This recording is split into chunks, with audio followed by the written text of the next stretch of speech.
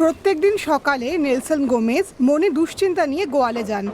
আর কতদিন তিনি গরু পালন করতে পারবেন সে বিষয়ে তার মনে সংশয় রয়েছে। কারণ পর্তুগালের উত্তর পূর্বে কোভাস দো বারোসোয়ে লিথিয়ামের খনি চালু হলে মানুষ আর চাষবাস ও গবাদি পশু পালন করতে পারবে না। যা বোঝা যাচ্ছে, এখানে বিশাল মাত্রায় কর্মযজ্ঞ শুরু হবে। পাহাড়ে বিস্ফোরণ ঘটবে, খনির কারণে বিশাল পরিমাণ বাড়তি পানির চাহিদা দেখা দেবে। বিকট শব্দ এড়ানো যাবে না। আমরা একেবারে পাশেই থাকি।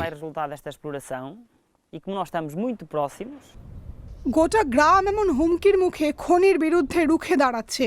প্ল্যাকার্ড ও সাইনবোর্ডে তাদের স্লোগান খনি নয় জীবন চাই, অথবা সম্মিলিতভাবে প্রতিরোধ করব। নেলসন গোমেজ ও তার প্রতিবেশীরা এক নাগরিক উদ্যোগ শুরু করেছেন। কার্লোস গনজালভেজ ও তাতে যোগ দিয়েছেন। মৌমাছি পালনকারী হিসেবে তিনি শুধু তাঁর 450 মৌচাক নিয়েই চিন্তিত নন। এখানে খনি হলে গোটা গ্রামের জনসংখ্যার চাহিদার সমান পানি খরচ হবে। সেই পানি কোথা থেকে আসবে? আমাদের তো সেই পানি নেই। একটি পাহাড়ি নদীর গতিপথ পরিবর্তন করা যায় বটে, কিন্তু এমন নদী বারবার শুকিয়ে যায়। পর্তুগালে ইউরোপের সবচেয়ে বড় লিথিয়ামের ভান্ডার রয়েছে বলে অনুমান করা হচ্ছে। কোভাস দো বারোসোয়ে ইতোমধ্যেই নমুনা সংগ্রহ করা হয়েছে, কিন্তু সেই সম্পদ স্থানীয় বাসিন্দাদের একটা বড় অংশের জন্য অভিশাপের মতো হয়ে উঠছে। এমনকি জেলা সদর বোটিকাসে মাত্র এক ব্যক্তিকে পাওয়া গেল যিনি এই প্রকল্পের পক্ষে। আমার মতে লিথিয়ামের খনির অনুমতি দেওয়া উচিত। সবসময় শুধু পরিবেশের কথা না ভেবে অর্থনীতির কথা ভাবতে হবে। পর্তুগালের সরকারও সেই সম্পদের সদ্ব্যবহার করতে চায়। সেদেশের পরিবেশ ও জলবায়ু সংরক্ষণ মন্ত্রণালয় এ প্রসঙ্গে মনে করিয়ে দিয়েছে যে ইউরোপীয় ইউনিয়নের গ্রিন ডিল মেনে চলা বাধ্যতামূলক। ইউরোপের নিজস্ব লিথিয়ামের যোগানের ক্ষেত্রেও পর্তুগাল অবদান রাখতে চায়। কোভাস দো বারোসোর প্রায় 100 কিলোমিটার দক্ষিণেও অদূর ভবিষ্যতে লিথিয়াম উত্তোলনের কাজ শুরু হতে পারে। সেখানে আগেই কোয়ার্টজের খনি রয়েছে। মূলত বয়স্ক মানুষের সেই জনপদে প্রতিরোধ খুবই দুর্বল। ভিলা গার্সিয়ার মানুষের কাছে খনি নতুন কিছু নয়। পরিকল্পনা কি এবং তাতে আমাদের লাভ হবে কিনা তা ঠিক জানি না। অনেকেই বলেছে কর্মসংস্থান হবে, সেটা আমাদের দরকার।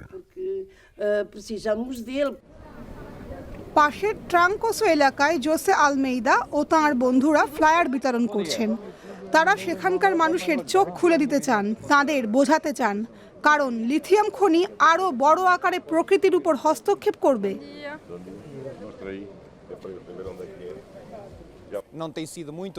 খনির বাসিন্দাদের জন্য এর পরিণাম কি হবে সে বিষয়ে যথেষ্ট জানানো হয়নি। মানুষকে ধোঁয়াশায় রেখেই নেপথ্যে যা করার করে নেওয়া হচ্ছে। 20 কিলোমিটার দূরে পিন ইয়েলের মেয়র এমনকি পর্তুগালের সরকারের বিরুদ্ধে মামলা দায়ের করতে চান। রুই ভেন্তুরা বলেন, বছরের পর বছর ধরে এলাকার 40% জমিতে নমুনা সংগ্রহের প্রক্রিয়া বিনিয়োগকারীদের মনে অনিশ্চয়তা সৃষ্টি করেছে।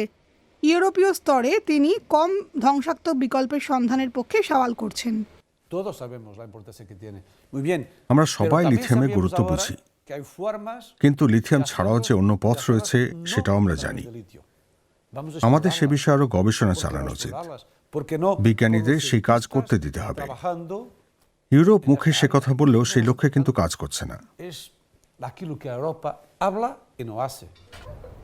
মাত্র 4 বছর আগে জাতিসংঘ পর্তুগালের উত্তরে কোভাস দো বারোসোকে কৃষি সংস্কৃতি ঐতিহ্য হিসেবে স্বীকৃতি দিয়েছে। প্রকৃতির সঙ্গে একাত্ম হয়ে জীবনযাত্রায় সেই সম্মান এনে দিয়েছে। গ্রামের মানুষ